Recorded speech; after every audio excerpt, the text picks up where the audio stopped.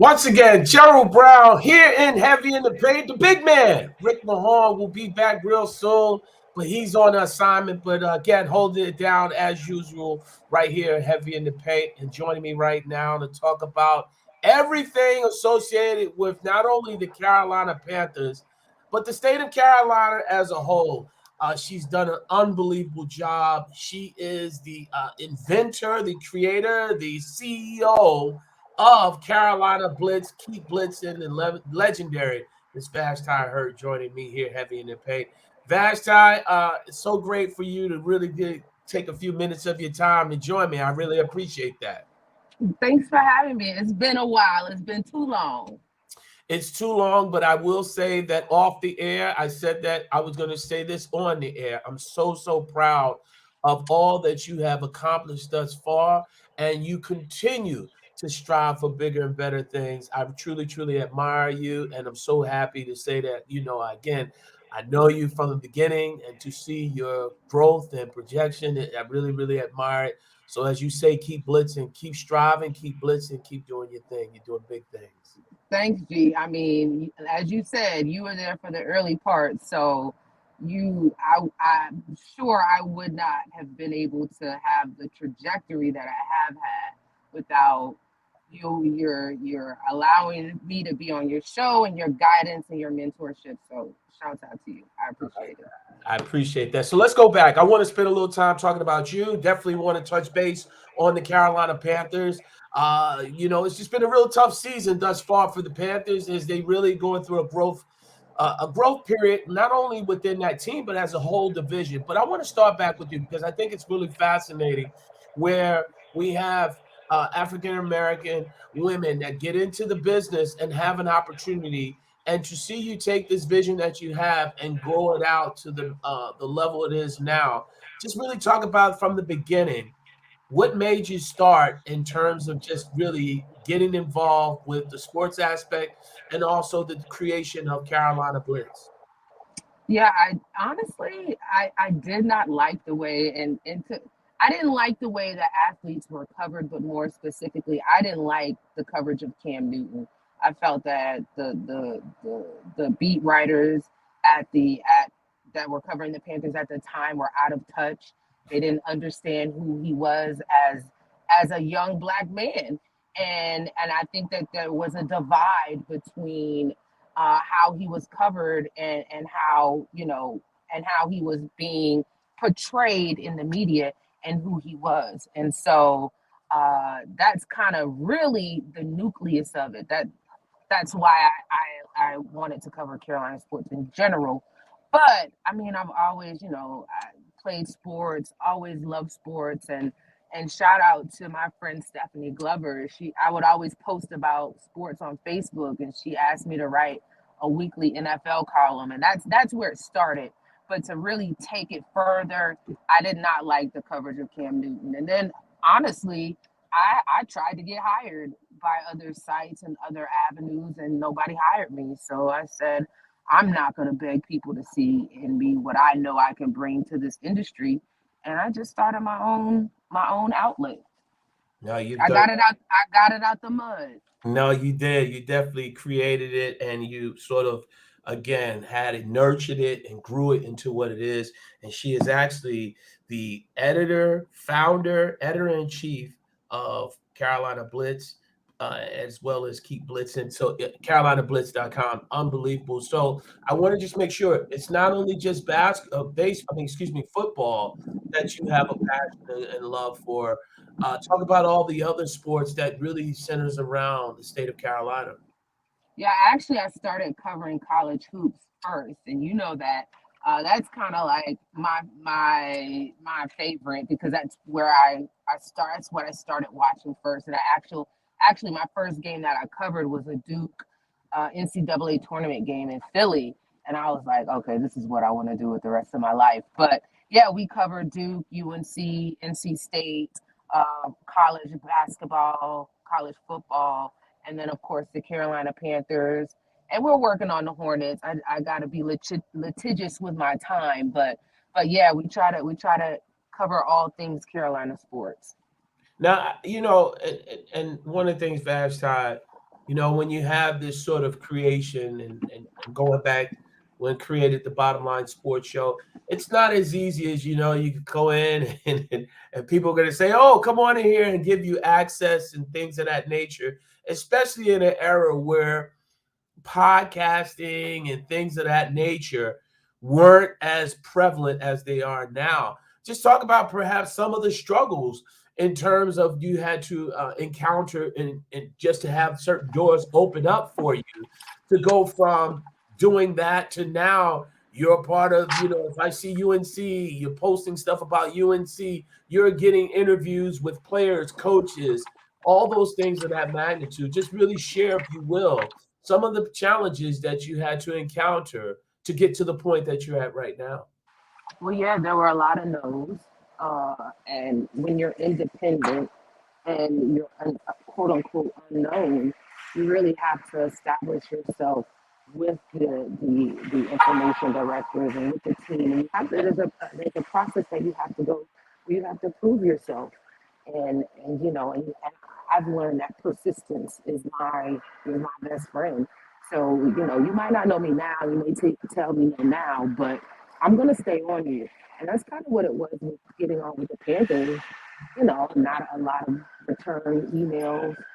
And at one point, I was emailing them once a week, persistently requesting to get access. And then when I finally got it, I just needed that one foot in the door. And I'm taking advantage of it. But persistence has been my best friend. And then just hard work. They would see me at the Panthers at Duke or UNC on Friday, NC State on Saturday, and then I'd be back in Charlotte on Sunday. So, I wasn't going to ever let anybody outwork me. And all of that is paid off. Now I don't necessarily have to do all the work. I have some members, I have a small staff helps me get things done. But yeah, it's a process of persistence and hard work. Yeah. Editor in chief and founder of CarolinaBlitz.com. Talented Vashti Hurt joining me. Gerald Brown here in Heavy in the Paint. So Vashti, let's switch gears and talk about the Carolina Panthers. And so much has been talked about. I think really early on, Frank Reich comes in and his sort of MO has always been sort of these big quarterbacks. And you have Bryce Young there, Heisman Trophy winner. A lot of people thought it was going to be C.J. Stroud. It really goes there. Uh, your overall impression, or better yet, your assessment of Bryce Young in his rookie season thus far, really going through some challenges, what you expect from a rookie quarterback.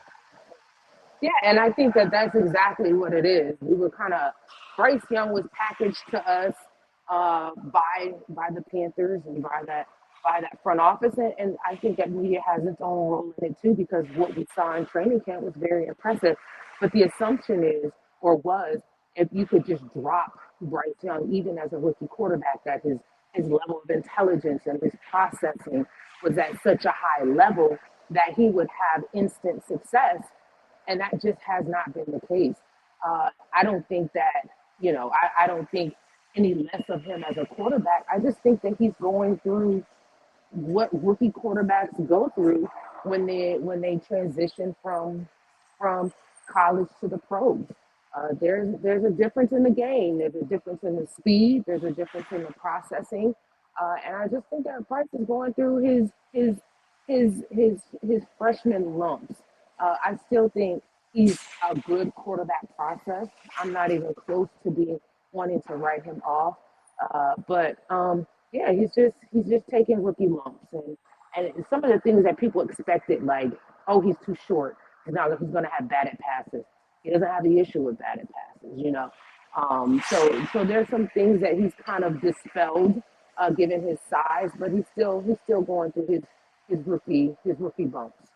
Yeah, I'm not going to sit up here and hide my hands or hide my face. I was one of those people that thought that at the end of the day, his size in terms of his body size, I didn't know if he would be able to withstand the constant grind and all the punishment that's given out, especially after seeing fellow Alabama Crimson Tide quarterback Tua Tagovailoa, his struggles, and just seeing that was just really a little scared about that. But when you look at the whole landscape of the Carolina Panthers, I thought it was interesting because there was I guess, a report that came out allegedly that the owner, David Tepper, sort of expected the Panthers to win and compete this season.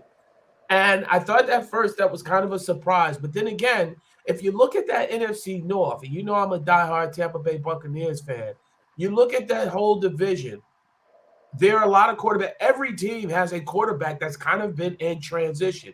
Yes, Derek Carr is a veteran. He comes from the Las Vegas Raiders to the New Orleans Saints, but Desmond Ridder is still trying to prove himself. You have Baker Mayfield, obviously on another team, still trying to prove himself and solidify. There's no sort of, if you will, a big dog that's there. Where in the division at one time you had Matt Ryan, you had Drew Brees, Tom Brady, as well as Cam Newton. So just looking at that, what were your overall thoughts in hearing the Panthers owners saying the expectations to win now? I thought it was reasonable. I really did. The NFC South, and I've been saying this, the NFC South is wide open, and I still do think that it is. It's not wide open for the Panthers, but if you look at what Tampa Bay, Atlanta, and New Orleans have been able to do, they're pretty even. But and so with Baker Mayfield at quarterback in Tampa Bay, nobody really believes in him. Derek Carr has his struggles at the end of the season and in playoffs. Atlanta, nobody really believed in Desmond Ridder and what they had going on. So I thought that the division was wide open, and it would pose an opportunity for the Panthers to if they could win now, come in and kind of run the division with a young, promising quarterback for years to come. Yeah. Now, when you look at the wide receivers, I know, DJ Moore was traded last year to Chicago, and you look at Adam Thielen was let go after a lengthy time in Minnesota, but DJ Chark has been there. When you look at that receiving core, and from your vantage point, what what is essential for the growth and development of Bryce Young with this Carolina Panthers team? What would you think it would entail from a supporting cast that he would need around him? Well, the run game hasn't been what they expected. Miles Sanders has not been producing at the level that he ran for over 1,200 yards last year with the Eagles, and the expectation was that this would be a run first team, and then the run would then translate into or would assist with Bryce Young being a young quarterback, and then also assist in the pass game with play action, and that just hasn't panned out. The run game has been pretty average or subpar so far, and the Panthers have struggled with explosive plays. When Adam Thielen, and this is no knock on Adam Thielen because he's a dog certified, but when Adam Thielen is your wide receiver one, you don't have enough weapons in that wide receiver room. And that's essentially right now. Adam Thielen is the most productive receiver for the Carolina Panthers, and he didn't expect that when he came here, and I don't think that the Carolina Panthers expected that would be the case. They always expected it would be a wide receiver by committee group with no true one wide receiver, but they just haven't gotten the production that they expected. DJ Chark was supposed to be the guy who kind of stretched the field. He has not been able to get as involved in the passing game as they thought.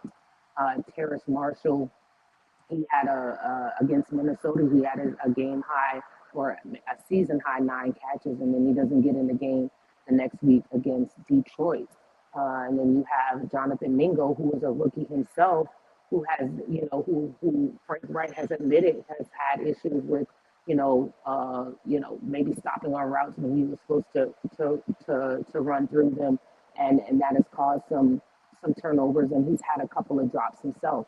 So the wide receivers and the offensive weapons haven't done Bryce any favors either when it comes to the output of this Panthers offense.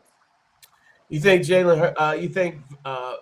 when you look at Bryce Young, do you think that he has the ability to be the next Jalen Hurts, or with a certain offense that's catered around him, or is he sort of a different element? I don't think he's a Jalen Hurts type of quarterback. I think that he has the tools to be successful. I Mhm. don't see him being a Jalen Hurts type quarterback. More so like potentially a Tua. And there was a while when nobody thought people thought Miami should get rid of him. They were calling him a bust. He couldn't stay healthy, and now the Dolphins have the number one offense in the NFL. So I may be more of a Tua. We heard Drew Brees comparisons.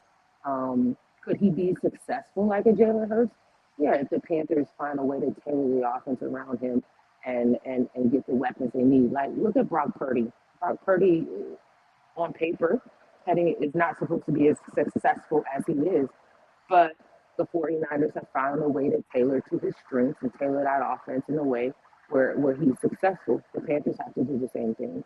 Yeah, I often said this, and I often said this on my show in the nightcap on Mad Dog Sports Radio channel 82.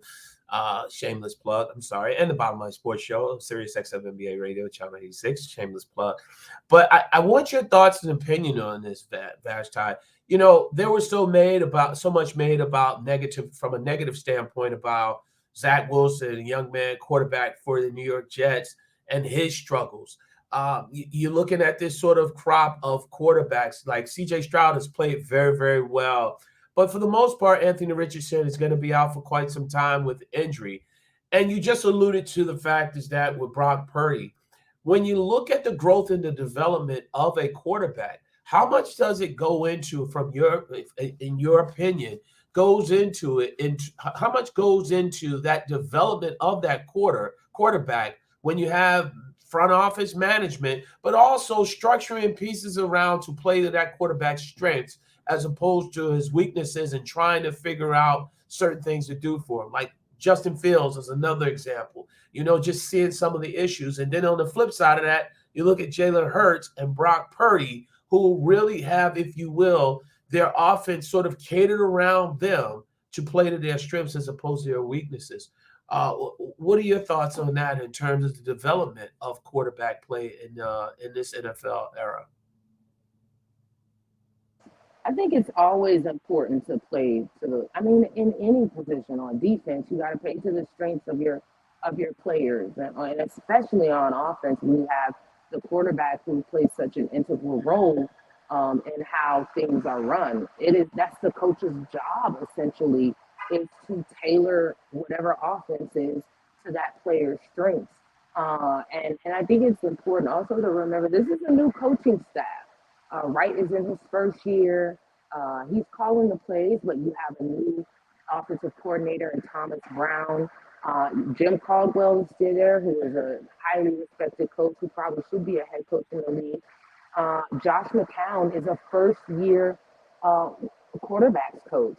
So while they have a lot of NFL experience and cachet on the staff, it's still year one of the staff. So they're still trying to get used to themselves and they're still learning stuff about themselves as well.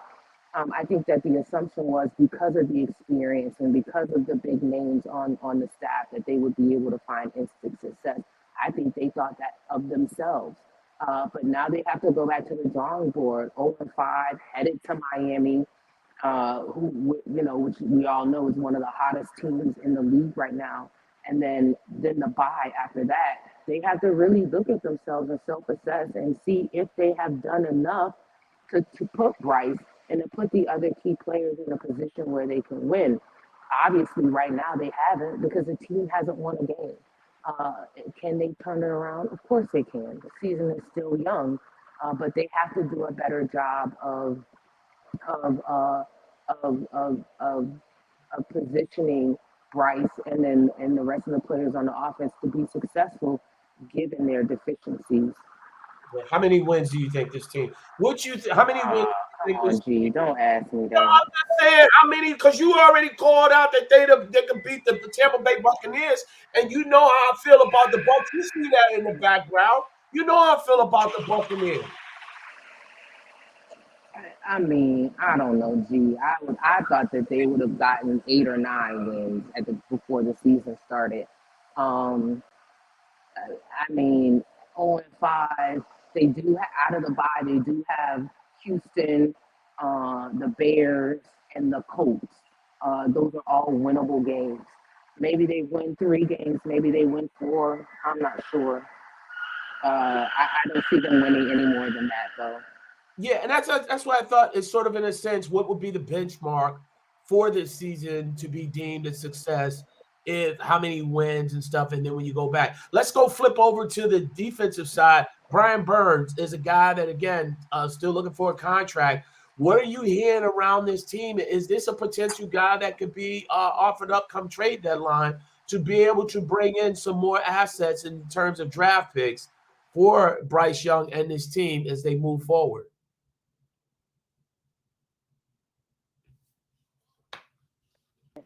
Hello? Yeah.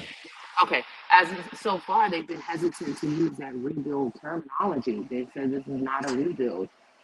Their best opportunity to get capital for Brian Burns was last year when teams were offering 2 first-round draft picks. I don't know if they get that offer again. So they'll either have to decide whether they're going to pay Brian Burns, whether they're going to franchise tag Brian Burns or what they're going to do. I'm not sure if they offer him up as trade bait at this point because would he trade him to get back in the first round? Now you have no edge rush. I think that I think I think they're really in a tough position either way you cut it. Yeah. What has been the latest on JC Horn? He's another high draft pick on the defensive side, cornerback and stuff. He's really struggling in terms of staying healthy. What has been said and talked about with JC Horn and his development? JC is such a talented player who, as you mentioned, cannot stay healthy. And heading into this season, I was like, y'all relax on JC. Everybody was saying he's injury prone, and then he has that injury. Um, he can't run away from that word any longer. I mean, JC Horn is officially an injury prone player. Today, we got an update that he is ahead of schedule in his recovery, but he's not practicing yet. Originally, they said it was I think he's 4 weeks from IR. I think he could start practicing now, but he has not started practicing. But Coach Wright said he's ahead of schedule, whatever that means regarding that injury. But that defense was basically built around JC and Brian, and Brian is the only one who's been able to be consistently healthy. And he has his own issues because he's not happy with his contract situation. So the Panthers have some work to do on both sides of the ball. Yeah. Does it help that the Charlotte Hornets and NBA season is right around the corner and, kind of has to shift, or is it really still the focus No, of no. I Carolina? mean, the Hornets, you got Kai Jones wilding out on Twitter and they just waived him. You waive a former first round draft pick, like you get nothing for him, no trade value, no nothing. I just think that both organizations, there really is no hype around them. I actually like the young players on the Hornets. I think LaMelo Ball should be getting way more coverage than he's getting. I think they have a young, swaggy kind of team. There's just no hype around them. Football is still, the Panthers are still the number one ticket as far as what I see personally when it comes to coverage in the state, and that's just what it is. But until either one of those teams start winning or start being regular playoff contenders, there's not going to be as much interest as it should be. Yeah. Real quickly before I let you get on out of here, Vash, I want to ask you a few more questions before I let you get on out of here. Really appreciate it. When you look, we're in the midst of college basketball coming back, and it was kind of an interesting, weird year, if you will, in those two aspects for the North Carolina Tar Heels. Start off with a lot of promise, and then again, didn't even make the tournament. Is this kind of a year where everybody will be paying close attention, a little bit closer than normal, to Hubert Davis and what he's able to obtain, especially in a transfer portal era of college basketball where you can get better so quick and fast? Yeah, I mean, to have a Final Four appearance and beat Duke in that Final Four appearance as a first year head coach is tough. I mean, that's tough to really. I mean, you set the bar so high off rip. And then to have the season that they had last year, they have to have a bounce back season, or folks are going to be looking at Hubert saying, okay, you had, last year you had all of these players return from that national championship um, team squad, and you don't make the NCAA tournament. And then this year you still have Armando Bacot, and you have RJ Davis, and then you add Cato, and then you have Jalen Withers as your transfer. And he has not really embraced the transfer portal as much as I thought he would. But yeah, I mean, what can you do now with two, what, I know Armando is a 5 year or 6 year guy, and RJ is now a 4 year guy. So what are you going to be able to do? I mean, at this point, 1, 2, or 3 seed, when we talk about Carolina basketball, that's the expectation year in and year out. So yeah, all eyes are going to be on Hubert, and whether he can live up to the hype of that first year run. Yeah. When you switch over to football in North Carolina, and you look at Drake May, everything has been talked about. Obviously, what Caleb Williams is doing at USC, but Drake May is a quarterback that's been on a lot of people's radar in the NFL. Is this a situation where, obviously, if they're able to win the ACC, his stock will furthermore go up, in your opinion? Absolutely. I mean, Drake has athlete in his bones. They talk about lineage. Oh, his dad played and he was good. I mean, his whole family is comprised of athletes, and he has that dog in him. And if UNC continues on the route that they have been, being an undefeated squad, and Drake May continues to show flashes, yeah, I mean, he's going to be in that conversation with Caleb Williams, and he's also going to be in the conversation for the Heisman Trophy. That's really There's interesting. another quarterback who wasn't playing bad. They lost though, so that they lost. But Riley Leonard, and what they're doing over there at Duke has been Yeah. extremely impressive. And I'm glad you brought that up, because obviously when you look at the ACC, and you look at Duke, it's obviously a basketball heavy conference. And you mentioned about Riley Leonard. I think he was dealing with an injury, but when you look at his development, and you look at, obviously, now they're going to infuse a couple more teams, as the Pac-12 has just really been disintegrated right in front of our eyes. What does this change the landscape of the ACC? How has it been being received, Vashti, in pretty much basketball country, with this ACC expansion of including teams from the Pac-12 to now that really just support, really, if you will, football primarily? ACC purists do not like this, and you know that, G. They don't want. I mean, why is SMU in the ACC? Why is Stanford in the ACC? There were jokes about ACC stands for All Coast Conference instead of Atlantic Coast Conference. So, and ahead of the UNC USC game, North Carolina South Carolina game, I'd asked a couple of fans about it, and UNC fans, I think they're a little ahead of themselves right now, but they feel like they want to get out of the ACC and go to potentially the SEC. I want them to pump their brakes on that. But yeah, it has not been received well here in basketball country and in ACC country. But I mean, that's the times, I mean, where you have football programs, and football is still the number one grossing sport in college athletics, and so that's what's going to control the landscape, and it has. And I think that as long as they maintain these rivalries, these historic rivalries, NC State, UNC, Duke, UNC, even Wake Forest. I mean, basketball, UNC is called the Hoop State for a reason. I would like to see all of those teams still remain in the same conference, and so that those competitive games can stay. But we'll see what the future holds. Um, I said at one point, college football is ruining college basketball. So, I mean, we'll see how it shakes out, G. But down here, they're not a fan of it. No, I don't expect. I got about 30 seconds. What's next for CarolinaBlitz.com and your aspirations for this? What is the next what's the next chapter? I mean, I'd like to grow my staff. I'd like to grow the coverage. I would like to include the Hornets. maybe do some women's basketball. I love the fact that it's Carolina centric because, it's just the trajectory of things is that folks are going to niche sites where they can get information, whether it's regionally or specifically about that team. So just continue to grow Carolina Blitz. And if one day I start a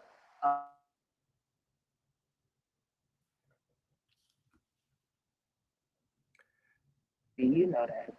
Yeah, Vashti, you faded out a little, but I know again, you faded out somewhat and stuff like that in terms of aspirations. But I know you're going to do great, great things. Let everybody know where they can get all the information and follow you as well as everything associated with CarolinaBlitz.com. Yes, you can go to carolinablitz.com.